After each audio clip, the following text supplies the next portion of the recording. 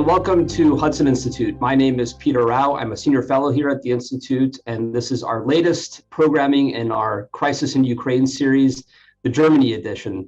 Today's episode is airing as Olaf Scholz, the successor to Angela Merkel, is making his maiden voyage to Washington as chancellor to meet with President Joe Biden at the White House. And so we thought it's an auspicious time to examine the sources of German conduct, to analyze the German roots in foreign policy decision-making. And I can think of no better analysts than our three-star panelists that are joining us today for this discussion. It's no secret that over the past 6 to 8 weeks, Germany has been in the limelight in American foreign policy thinking. The crisis is about Ukraine, but there's been a lot of discussion about Germany and German foreign policy. And perhaps just to take away the sugarcoating, I think a lot of us at least, heard feedback from analysts, from Capitol Hill congressional leaders, that there's a bit of dismay, if not doubt, about Germany's willingness to deter Russian power in Eastern Europe. And so rather than litigate the past or assess every little decision, I thought to anticipate the future, to understand German decision-making and where it might head in the years to come, we would explore the German soul, as it were. And so we have 3 Germans with us today. First, Liana Fix, who is the program analyst for international affairs at the Körber Stiftung, a Hamburg-based foundation with beautiful offices also in Berlin that overlook the Brandenburg Gate. The Körber Stiftung is known for hosting dialogues, for convening and collaborating. It also works with the Munich Security Conference on a Young Leaders program at the MSC.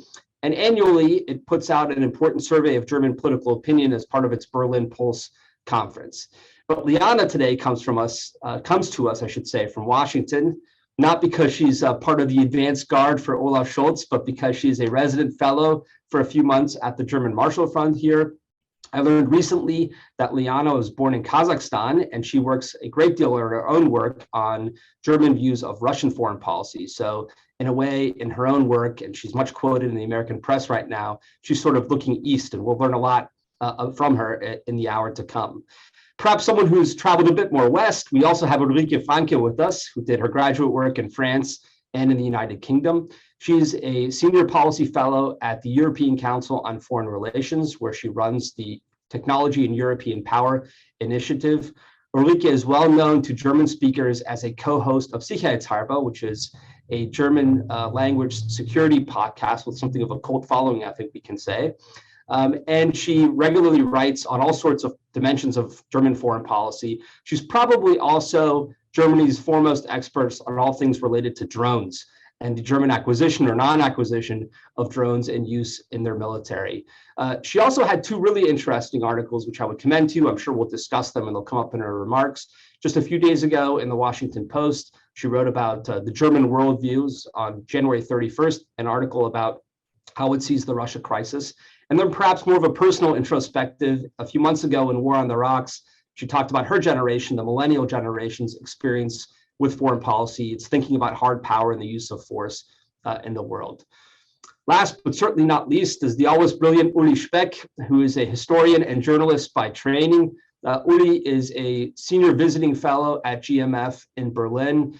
He has written widely. I met him several years ago at a conference for the Aspen Institute in Berlin and consumed his bi-monthly column in the Neue Zürcher Zeitung, which is one of Zurich's major newspapers. He now writes every morning, and arrives in my inbox, a must-read on German foreign policy called Langlage Außenpolitik, which in German language gives you a read on what matters for German decision makers and German analysts of the world and events.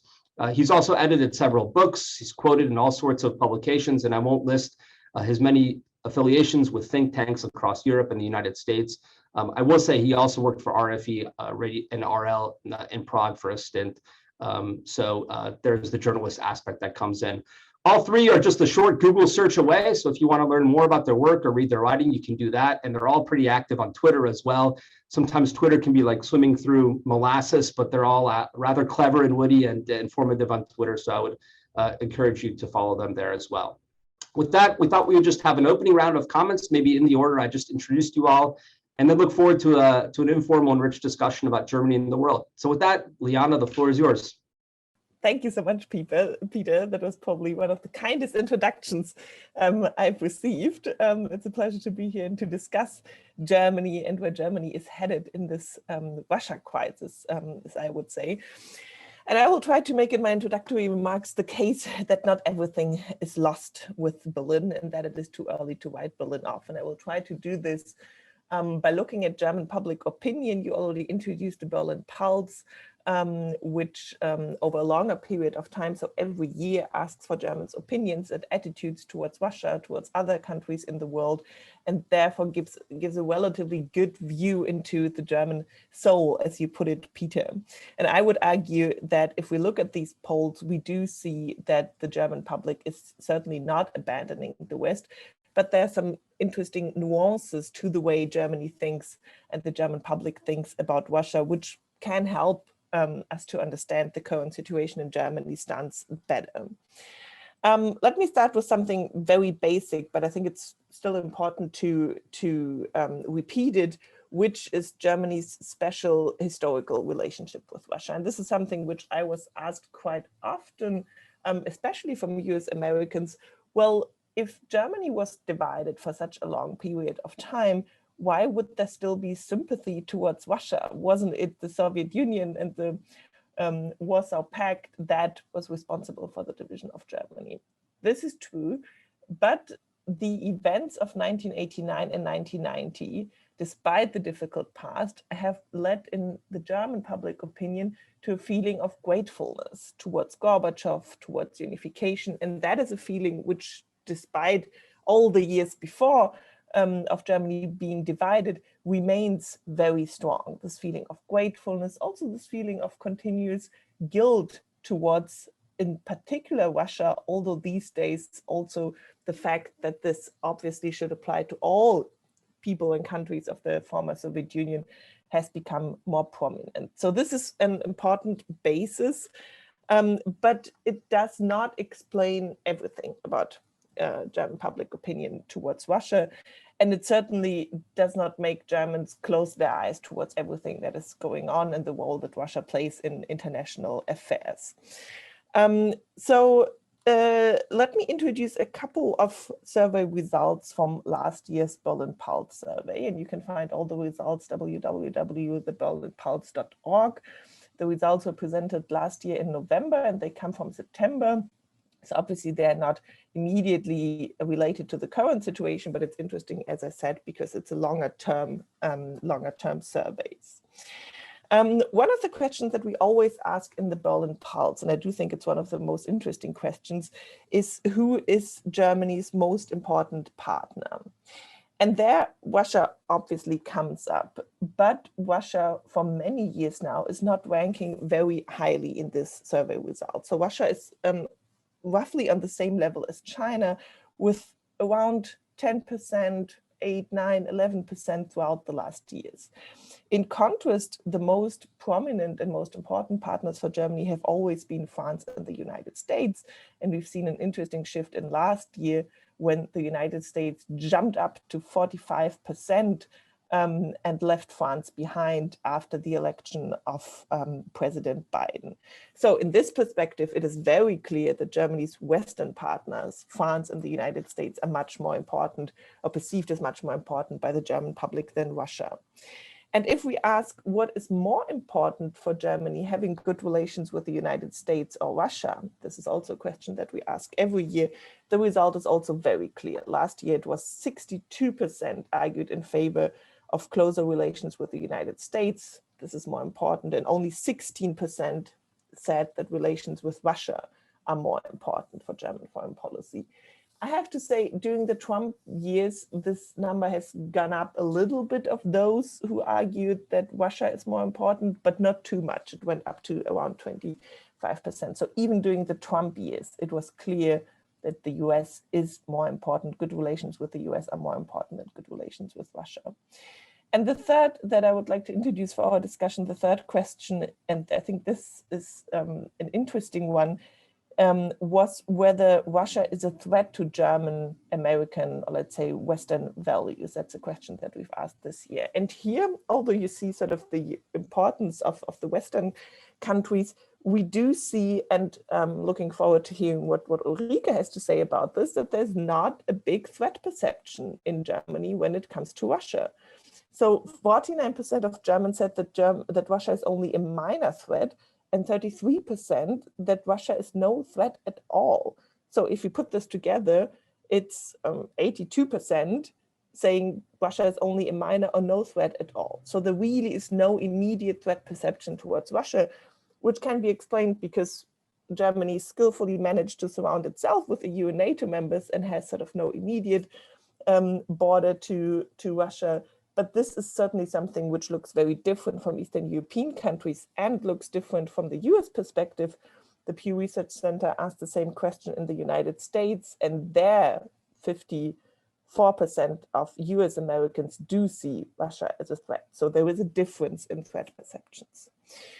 And the last point that I would like to make is to look a little bit more into the details of these survey results. And there we constantly over many years see that East Germans, as well as the older generation, is friendlier towards Russia. So they see Russia as more important. They consider Russia to be less of a threat, whereas West Germans and the younger generation have, let's say, a sober approach towards Russia.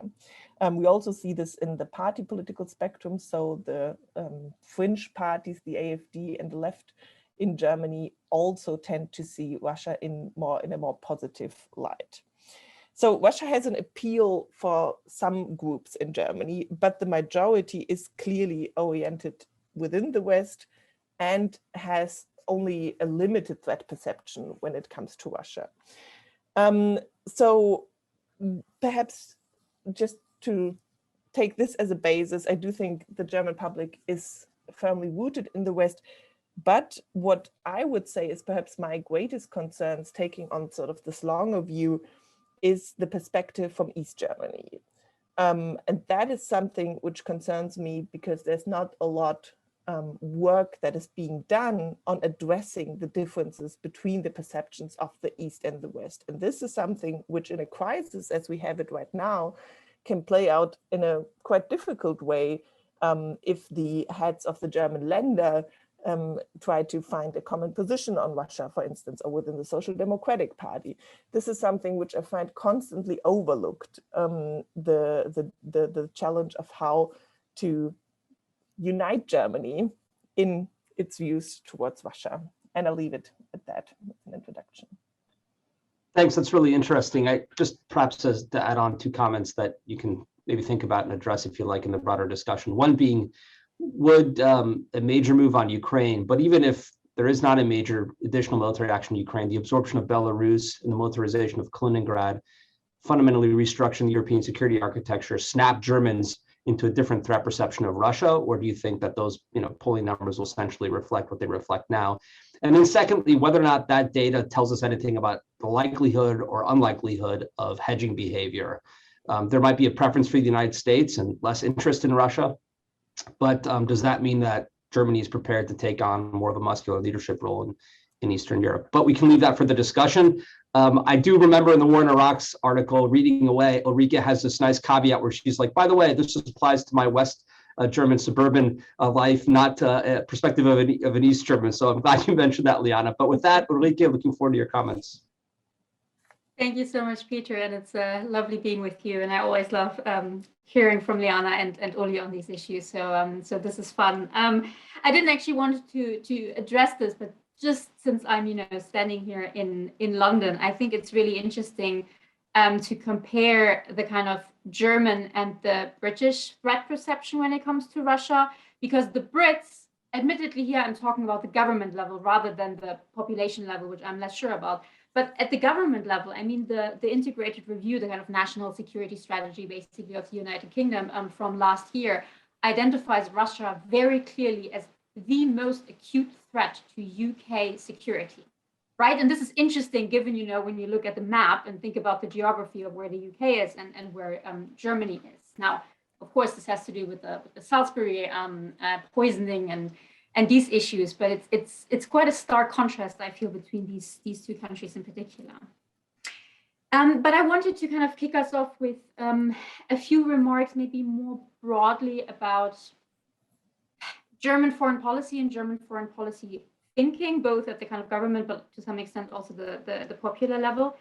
And I guess my main point is that I have to say, I would argue that Germany watchers really shouldn't be surprised by the current German foreign policy. I think it has been somewhat badly communicated, and I come to that in a second. But it isn't really surprising, and I think this may also maybe explain why Germans themselves, or the German political elite, seems to be rather surprised by how the Allies have so far reacted to it.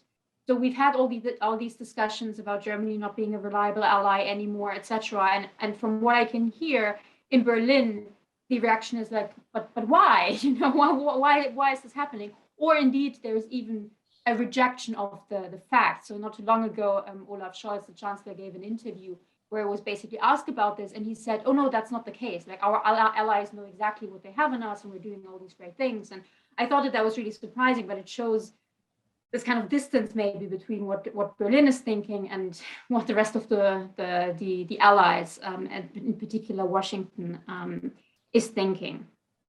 Now, why am I saying that we shouldn't really be surprised by what Germany is doing? And when I say, you know, what Germany is doing, I primarily refer to the fact that Germany is unwilling to export weapons to Ukraine, that it stopped, at least for now, the export of older German weapons from Estonia to Ukraine, to which it would need to give authorization, and that it generally, you know, doesn't seem to have kind of the best communication around this.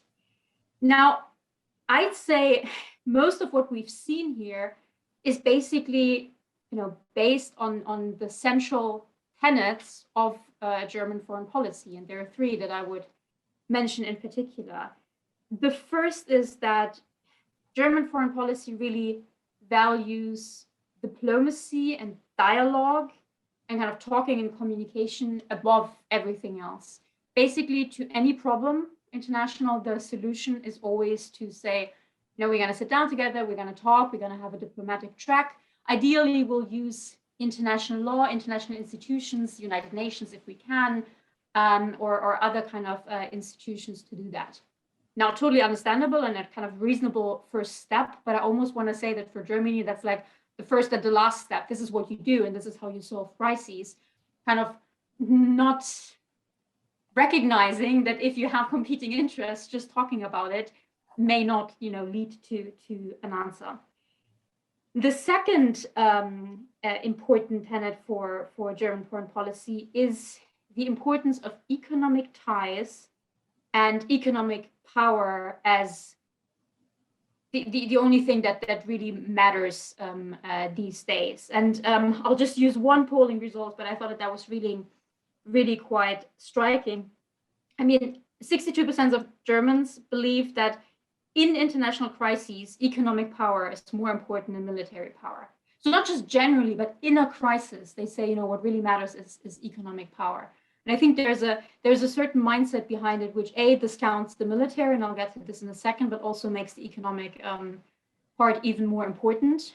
This may be somewhat self-serving because, you know, this is where Germany and the EU is strong, but I think it's a stronger belief also in the power of trade and in economic links to bring people together. So there's this very strong narrative that throughout the Cold War, you know, Germany kept links with the Soviet Union, gas pipelines, things like that. And there is this idea of a trading to get closer to another player, both Russia, but also the same narrative has very much been at play with regard to China, though it's kind of going down a little bit. And so there really is this belief that if you have economic power, you're strong and you can maybe use that. And B, if you have economic ties with others, you will be able to communicate with them and find solutions, and there won't be kind of disputes and conflicts here. And I'd say that the economic realm is also pretty much the only real area where Germans may be more or less comfortable in exerting pressure, namely through sanctions. And that's indeed what we have seen with regard to Russia in the past. And then kind of the third element of German foreign policy that I think is incredibly important that I keep explaining to especially people in Washington, but also kind of Paris and in London, where this is less well known, if you like, is that for Germans, there's a bit this idea that all things military are, I want to say, evil, or at least that there's a general rejection of all things military. This, of course, is a result of what we consider having learned our lessons from history. And Annalena Baerbock has said, our rejection of delivering weapons is rooted in our history. And it even goes so far that just mentioning the military and kind of thinking and invoking warfare is seen as negative. So we've kind of turned this idea of, if you want peace, prepare for war. We've turned it on its head, and we're now saying you shouldn't even talk about these things, you shouldn't even mention these things, because then they may become a reality. So I think this is kind of the, in a nutshell, the German thinking of foreign policy. And what is really important that is the Germans don't just think that, this is the right approach, but they really do consider it kind of enlightened. And they believe that, we've kind of moved on from this great power politics, military confrontation of the last centuries. In discussions, so often the narrative really is like, oh, this is thinking from last century, this is obsolete, like someone should really tell Putin that that's not how you do foreign policy anymore, things like that, which I find hilarious given like that's the reality we're faced with. So there's no point in telling Putin that we've moved on. But I think this is kind of the mindset. So yeah, I think I'll end here. I mean, in a way, what annoys me most in what we've seen over the last few weeks is that I don't actually think that the German positioning in the Ukraine crisis is that terrible. I'm critical of certain elements. You can do certain elements differently, but I think given what this government is actually doing, you could basically, if you were to communicate this better, if you took stronger rhetorical positions, if you explained this better, if you said, okay, we're not delivering weapons, but we're doing A, B, C, and D, I think this could actually work. I don't think that, German foreign policy stands and falls with whether or not they're exporting weapons to Ukraine. But it has been really badly communicated. There has been a cacophony of voices coming out of Berlin, pretty much, excluding all possibilities and really limiting the foreign policy space that Germany can interact in or can act in, which hasn't been really, really helpful. But yeah, that I find particularly frustrating because it really plays into this narrative of Germany as an unreliable ally, which of course I find very unhelpful. Thanks. It just occurred to me while you're speaking, I think one of the dangers that Germany runs is there's a very fine line between enlightenment and moralizing. And so at times it tips over into the moralizing sphere, which can cause some heartburn. And maybe one more editorial comment, and I'll run the risk of wearing my own welcome out as moderator, but I'll say this anyways, because I know you work on France, Ulrike. Perhaps one way of illustrating the differences as the Americans perceive it between France and Germany is that with the French, they can be rather brash. They thrash forward in their positions and expect the world to follow in behind their worldview. And in a way that can produce heartburn in Washington, or it can be even an annoyance, not to take a patronizing term, but it can create that. But when the French worldview and the American worldview overlaps, it's a wonderful thing because the French actually do things. They'll go and die in places like West Africa, and they'll really try to push forward. Whereas with the Germans, I think there's a certain desire for consensus through diplomacy, and so there is a reservation in that in their attitudes. They're more held back. And the flip side of that coin is a somewhat of a deference to the United States, which makes them an easier partner for the Americans than the French. But they're not always prepared to take the hard power steps that are necessary to execute some of the policies. I think that might be, although I didn't express it all that well, something of a fundamental difference sitting in Washington, how one views Paris and Berlin. But with that, over to you, Uli, for your thoughts. Yes, thank you, Peter. Great to be in this wonderful company here, and a lot has been said. So I'm the third speaker. I just want to comment briefly on the current debate. I think Germany is a good ally in this crisis. Germany has put Nord Stream 2 on the table. after some hesitation, the chancellor has said everything is on the table. So it took a little time, but I don't think that anyone can really complain. Weapons delivery, France is not delivering weapons neither. Nobody's complaining about that. Most European countries don't do that. Also for practical reasons, because many think that it's just too late to do, to do something that will change the military balance between Russia and Ukraine. So I think the problem is not what Germany is doing. I think the problem is what it is not doing. And the expectation for Germany is to lead, certainly on this crisis. Germany is the most important country in Europe when it comes to relations with Russia, far more than France, because of economic relations, because of Germany's key role in Central and Eastern Europe. It's the biggest economic partner of the Visegrad countries. So it's all over the place, and everybody, including Warsaw, is looking at Germany. And I just heard that in Warsaw, there is no complaint about France at this moment, even if they are skeptical about Macron's hyperactivity, his attempts to take on the leadership role that Germany has played in the last years. But they're very critical of Germany because the expectation is high. And they want an active Germany. They want Germany really somehow to balance Russia in this region. And so the problem with Germany at the moment is that it's just not stepping up. So the chancellor is giving commentaries, but he's not showing leadership. He's just confirming that everything is on the table again and again, but you don't see any kind of vision how he wants to get out of this crisis, to de-escalate. There's no vision yet for a long-term relationship with Russia and what all this means for NATO, security in Europe. So there's just nothing coming out of Berlin these days. And I think this is what concerns people and creates some of the anger. Of course, you can argue that Scholz is new, and Scholz has spent his whole career in domestic policy. He's a lawyer for labor law, and he has been finance minister. He has been mayor of Hamburg. So he had contact with international affairs, but he was never a real player in all that. And he's a Western-looking person, and I think he is very convinced of the value of NATO, of the Western alliance, and he's just not as familiar with the East as Merkel has been. So Merkel, in this regard, has been an exception. With all her background, her knowledge of the Russian language, her background in Eastern Germany.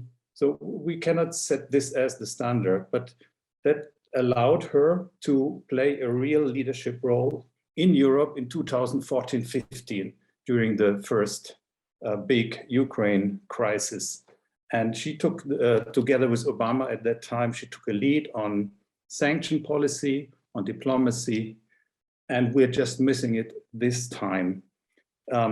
It's early, and Scholz is getting, into gear, into diplomatic gear, going to Washington soon, to Moscow, and probably to another place as well. So, I think over time he may grow into that role far more than what we're seeing now. On Germany and Russia, and I think I agree with Liana, you often read that it's all about the Second World War and war guilt, and that Germany thinks it owes Russia something. I think it's far more the end of the Cold War, the feeling of gratitude that Moscow, Gorbachev agreed to the German unification in NATO, finally, and that they removed their troops from East Germany. until 1994, there were Soviet troops in Eastern Germany. And ever since then, Germany is, the chancellors, the government, the political class is very keen to keep this new relationship on track. And so a lot of the favors we see Germany is doing to Russia is meant as a gesture to keep this new relationship on track, which is the opposite of the Cold War. So when you talk to Germans about a new Cold War with Russia, it's exactly what they want to get away of. And I think ultimately what this grounds is some kind of fear. The Germans don't want to get back in this position where during the Cold War, where they were supposed to be the battlefield of nuclear war, nuclear Armageddon, all this uncomfortable situation, it's kind of has been moved towards the past, and I think that is really what very much grounds German friendliness towards Russia today. So this will remain, but on the other hand, we also see, I think, a great degree of unity in the West, and also thanks to US leadership, a clear position towards NATO, European security order, a clear threat of sanctions. Yes, okay, it could be always better, but I think overall we're not looking bad, and we give Russia some hard time to think really whether they really want to move ahead with some military operations. So yes, I agree that Germany hasn't really filled out the role that we wanted to play and that it needs to play given its size and its importance in Europe. But I think especially we should wait after Scholz gets more socialized to international affairs in Washington and after he meets Putin, which he didn't do in his new role yet. So he's really young as an international affairs person. So we'll see how he's evolving, and I think we should be critical, but this is not a lost case, certainly not. I stop here and looking forward to the debate. Great. Uli's already auditioning for ambassador to Washington. Well done in your opening statement. Let me just stay with you then and ask a follow-up question. You mentioned on the one hand the gratitude at the end of the Cold War, which is an analysis Liana also began with, but then subsequently also talked about the importance of the transatlantic alliance to Germany. So how do we square that circle? And I'll just give you one concrete example. I was speaking to an American analyst yesterday who said, look, in 2014, when the Russians went into Crimea and began their operations in the Donbass, the Germans did not move till sanctions till after the shootdown of MH17. So if Putin has a limited incursion to all the way to say Odessa along the Black Sea coast, which would be anything but limited, but setting that aside, Putin might be able to exploit differences in sanction mentalities between the US and Germany. Do you think that there is a wedge there, or do you dismiss that as unlikely? Well, certainly. I mean, that's a debate we're having. What constitutes a threshold for sanctions? It's a debate in Europe between the US and Europe. Well, but that's how we are operating in a democracy, and there are always differences of opinion. I think that's. I wouldn't say that Germany, in that case, is the biggest problem. I think, I mean, this first experience of the new government of being kind of called out as an unreliable ally has also brought some realization in the chancellery that they have really to speed up. And I'm not in doubt about the fundamental orientation of Scholz, who has always said during the whole campaign that borders should not be removed by force. That is almost his mantra. So for Scholz, this is really, he's very much in this kind of mood that speeches Merkel gave in 2014 in Bundestag, where she really tried to rally Germany behind a more, don't want to say hawkish or realist Russian foreign policy, but waking them up for the threat. And it's not true that in 2014 it was just MH17 which that was the last drop, kind of. Everything was already prepared, and Merkel talked about sanctions in March. So that's really where Germany was aware of its role. And I think Scholz, in principle, is where Merkel has been in 2014. However, he has to deal with his party. He's not the party chairman. So he has to bring with him the left-wing parts of the party. The advantage is the Greens are pretty robust when it comes to Russia, and FDP as well. So Lindner, who is now finance minister, the party chairman, tweets almost every week about Navalny, saying that now it's, I don't know how long, but he's counting the months and years Navalny is in prison. So Germany has become more aware of the need to stand up to Russian pressure. It's really perceived as an attack on the European security order. And Germany certainly is in the camp of those who say we need to protect this order, which emerged after the Cold War, based on on the Helsinki 1975, the Paris Treaty Charter, and the Lisbon 1999. So all this is pretty much in Germany's mind, and also the understanding that Germany's business model, economically but also politically, depends on that order. So and that the US is the guarantor is pretty important. And I think that's what everybody can see now, pretty much, because the US is sending 3,000 soldiers to reinforce NATO's eastern flank. So there's plenty of, this is also a moment where everybody gets aware how the Euro-Atlantic security space is functioning and operating. So it's a very serious moment, and Germans are aware of that. Great, go ahead, Ulrike. Yeah, so I have to admit, I'm not quite as optimistic as Uli on a few of those points.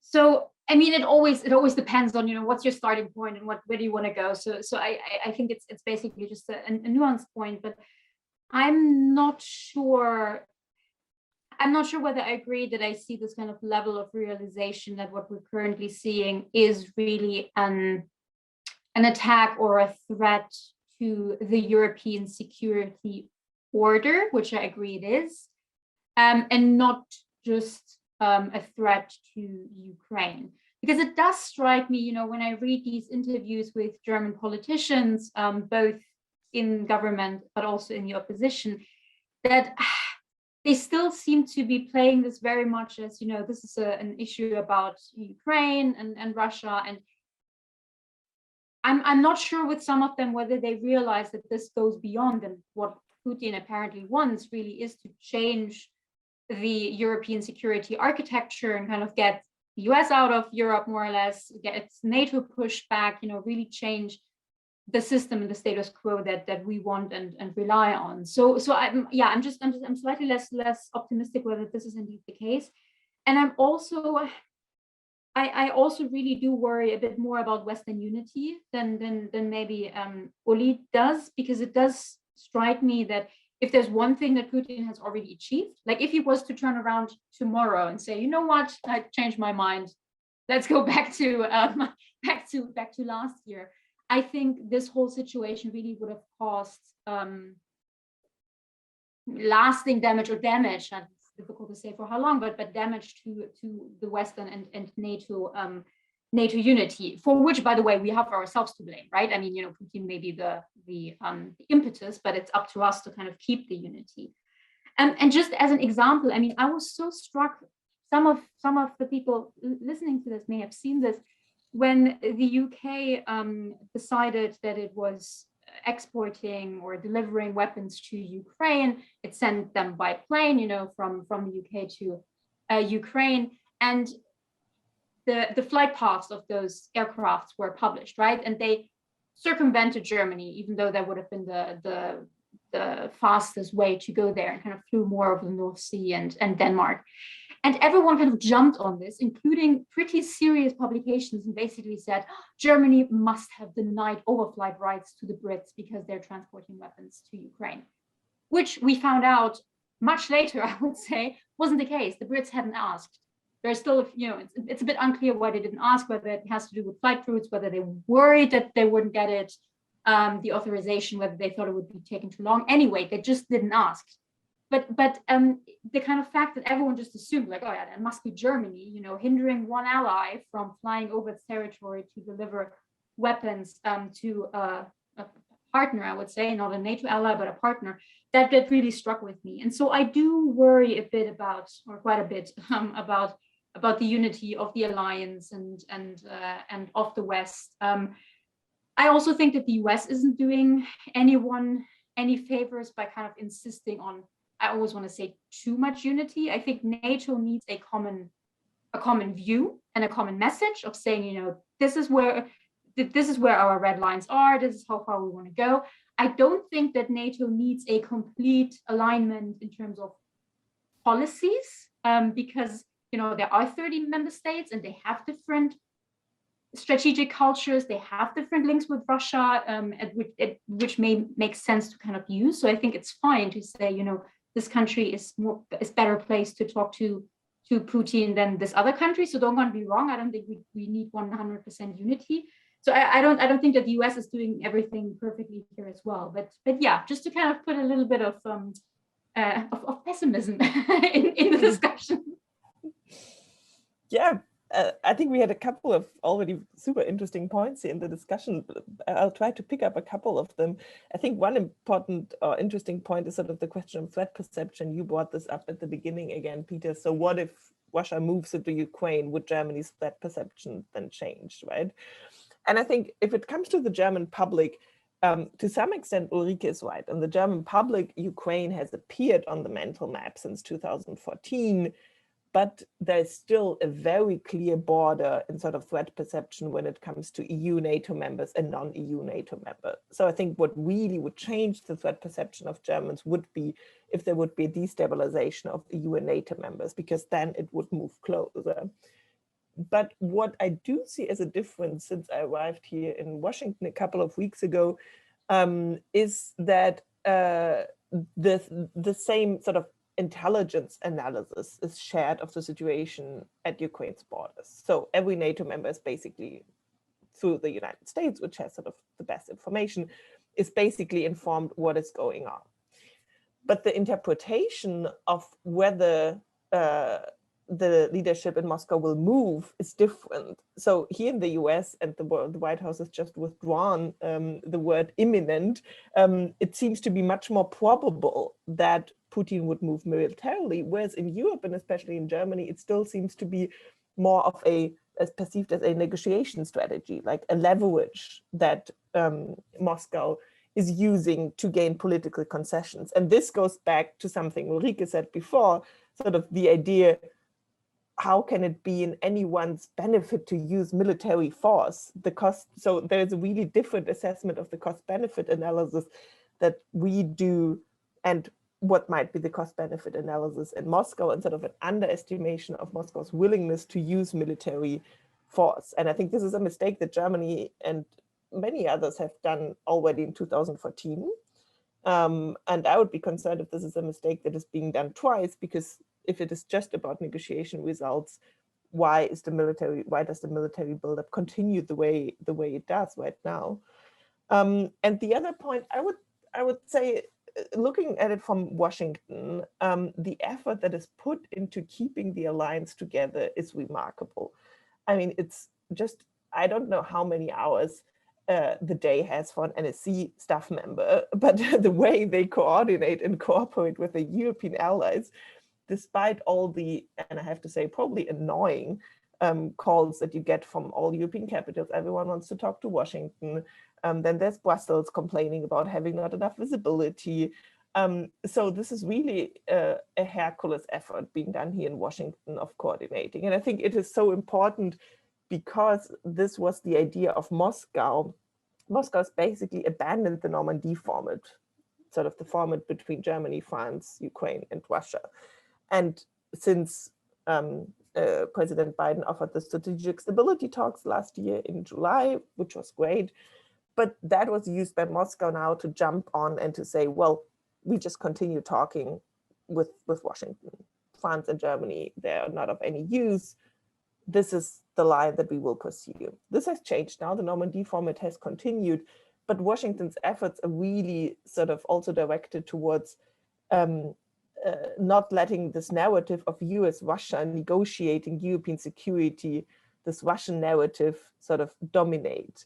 And therefore we have this incredible effort of coordination. And I have to say, despite some divergent voices, it still looks pretty good. I mean, the fact that NATO was able, all NATO members were able to agree on a paper that was delivered to the Russians, which is nowadays a very weird way of doing politics, all these papers that are sent back and forth.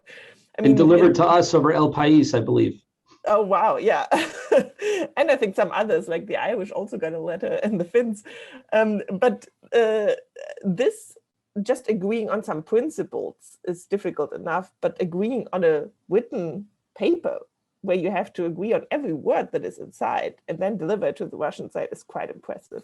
So I would say I'm rather positively surprised by the unity aspect. But sort of the final question will be in the end whether this has any real impact on Moscow. And there, the risk could be that we are sort of so proud of our common effort that in the end we will be a little bit like the emperor's new clothes if Putin decides to move in nevertheless. Because then all our efforts, we might look good in the history books, but we were not able to prevent this. If that happens, I think nevertheless that this will lead to an immense jump for security in Europe. EU security and defense will get a boost. Already now we have US troops in Poland and Romania. So Moscow might achieve exactly the other results that it wanted. Instead of weakening NATO, it might achieve just the opposite if it continues this way. And hopefully this is something which is some advisors in Moscow lay out for the Russian president. I saw your quote to foreign policy where you described the difference between the German and American views as the Germans thinking this might still be a bluff, whereas the Americans are convinced a war is imminent. Perhaps a slightly more cynical addendum to that. I think part of the reason why President Biden was willing to say or muse out loud at a press conference that he thinks Putin is going in, because if Putin does go in, then he can say, well, look, I told you he was going to go in. And if he doesn't, it's the wonderful deterrence efforts of that transatlantic front, which you were just describing. If I could just ask one, I think, general question that I think hovers over the discussions in Washington a lot about Germany, and it's really open to any of you who want to tackle it. Ulrike started getting at this in her second point, and that is, some say that Germany's outreach to Russia, or its unique relationship with Russia, is a product of, in a charitable interpretation, of Willy Brandt Ostpolitik and engagement style, more cynically that it wants to trade because it has an export economy and it's dependent upon that. And then others say, no, it really is historical memory and legacy, be it the World War II shadow or the end of the Cold War, irrespective where one places kind of the historical memory. I suppose these are reinforcing, one could say, but is one more important than the other? How should Americans think about these two kind of suns that never set on the horizon of trying to analyze this issue? I'll open that to anybody. If I may, I think, I mean, it's a mix of all that. I mean, the beauty in the last 20 years was that Germany could invest in Russia economically and be part of the modernization transformation effort. So that was in general, I mean, as the US with China, a huge market, and at the same time, you had the impression that you would change also the system also politically. And I think this time is over. Our economic bonds with China and Russia are not necessarily anymore in our political interest anymore. And so this is how Germany's the Nord Stream 2 pipeline, also its relationship with China, its business relationship, becomes a problem. Germany was very, very strong in after the Cold War in getting into these countries and build a new relationship. Economic strength is obvious, a German strength. And now all these economic relationships are becoming geopolitically problematic because these countries are not moving in the direction where we expected or hoped them to move. And so this is where Germany currently is. It has to revise its attitude towards Russia and China. And that's, I mean, that's a big, big process of reorientation. It takes a lot of time. Merkel was unwilling at the end to do it, even if she was tough on Russia from time to time. But she didn't really change this overall relationship. But I think what Germany, when getting back to Russia, I mean, there's a German saying that is, you can have security in Europe only with Russia. And this means you have to integrate, include Russia as a constructive partner somehow into European security.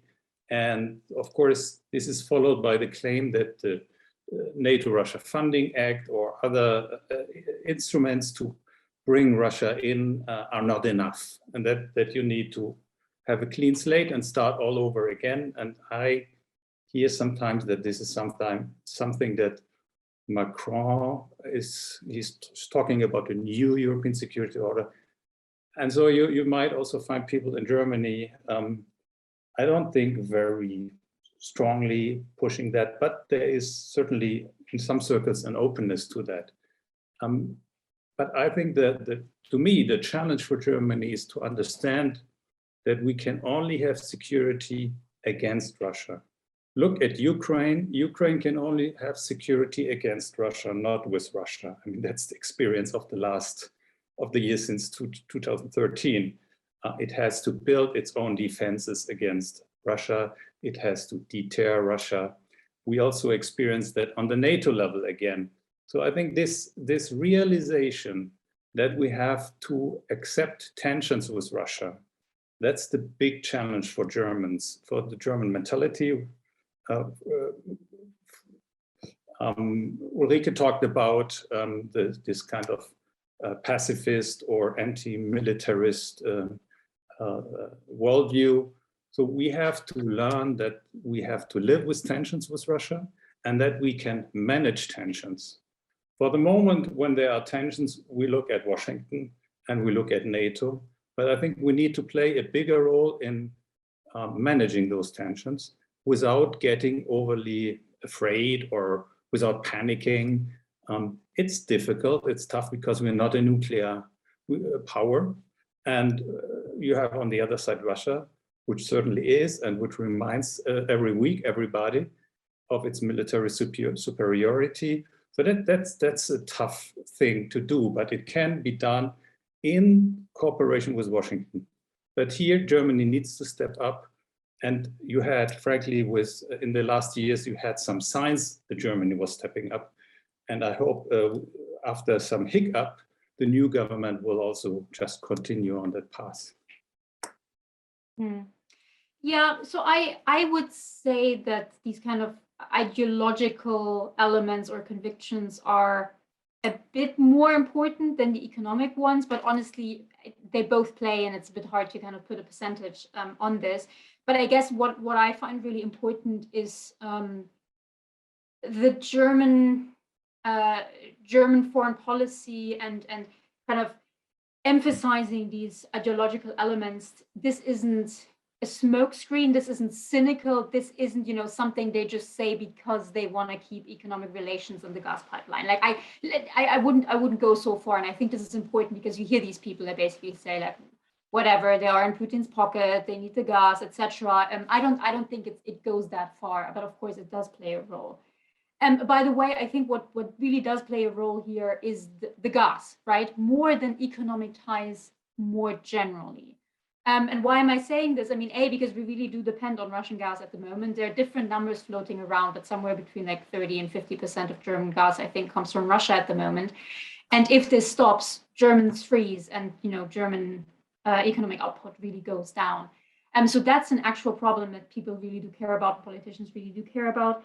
Other economic trade links, sure, they matter, but we shouldn't forget that clearly Germany was willing to forego those because Germany has been supporting the economic sanctions against Russia since 2014, and it's not one of those the candidates the countries we worry most about. So yeah, I think that's my point on that. And just one tiny little thing, I think it was Liana kind of talking about, you know, some of the things that Putin is doing seem a bit counterproductive, or indeed are counterproductive for his own declared interest. And I think this is really interesting, right? Because he is getting quite a lot out of the problems that he's, you know, stirring up, in so-called respect or kind of meeting with Biden and the Western disarray and all of this. But if this was really about security interests, then I'm sorry, but everything he's been doing over the last few years has been really counterproductive because, you know, Ukraine wasn't so keen on NATO membership a while back. I mean, 2014 was about EU alignment and rapprochement to the EU, not to NATO. Now, you know, a lot of people in Ukraine want to join NATO. Same with Finland and Sweden. I mean, if Putin is really concerned about, has security concerns about more countries joining NATO, everything he's been doing has really been pushing those countries he's worried about into NATO's arms. And so one more reason why I kind of believe this security concern point that he puts forward much less than other things he seems to want. I think that's passing it to Liana, I would just make one point. You know, this is also a debate we have about German foreign policy towards Iran, because there's similar elements to it. The importance of outreach, a UN Security Council blessed agreement like the JCPOA, which you know, engages the Iranian economy. I mean, what's not to like from a German point of view, right? A diplomatic off-ramp and so forth. But anyways, Liana, go ahead. Yeah, I mean, I think this is also part of the strategy right now to signal towards Moscow, well, you want NATO to go away. If you invade Ukraine, NATO will come even closer, which I think makes a lot of sense. But I can only underline what you just said, Rike. The gas aspect is so important because it is really the last mantra of Germany's Russia policy from the past that is still standing but slowly crumbling. So the other one is sort of changed to rapprochement, which died in 2014, I would say, the approach. I mean, it still applies to, it's still applied to China, but for Russia, it's over with change to rapprochement. The other one is Russia was always, or the Soviet Union was always a reliable supplier of energy, even during the Cold War and the worst crisis that we had. This was sort of the mantra that explained why Germany missed its homework in diversification issues. Also why we don't have an LNG terminal, because there was always the idea, well, we can rely on cheap Russian gas. And this is only slowly changing. This is changing throughout the last half a year when we saw that the gas storages in Germany are not refilled by Gazprom, although it would be a good economic opportunity to do so as the prices are so high. So we see that this idea of Russia being a reliable supplier of gas is crumbling. And this is really the last, and again, this is counterproductive to Russian interests because this was the last argument of those who favored closer relations with Russia, that this still works. And what I find surprising there, and a little bit yeah, again, concerning when it comes also to the role of the EU is how much effort the United States puts into securing Europe's gas supplies. So the United States goes out there and talks to Qatar. Now Qatar will become a major non-NATO ally just because we need gas for Europe. This is something, and I know that the EU is also talking to Azerbaijan and other actors, so it's not only the US, but this is really, energy security is really something where Europe should have taken care of themselves and should not rely on the US now, sort of saving the winter and the cold and the cold time. Yeah, and this is something where I would argue, and Germany played an important role there because they were too slow in any of these diversification and energy security efforts, because Nord Stream 2 was such an issue. But this is something which we can leave our security to the United States because we are not able to defend ourselves, but we should at least be able to secure our own energy supplies without needing to rely on the United States. Well, we've reached the end of our hour. This has been a great conversation. Thanks to all three of you for joining. I hope those of you who are watching Olaf Scholz's visit to Washington today will consider this great background to help understand the German thinking in transatlantic relations and also towards Russia and the Ukraine crisis. Stay tuned to Hudson Institute for more of our work on the Ukraine crisis and foreign policy writ large. And as I mentioned at the outset, if you'd like to see more from our three panelists, they're a simple Google search away, and I commend them to all of you. Thanks so much, and have a wonderful day.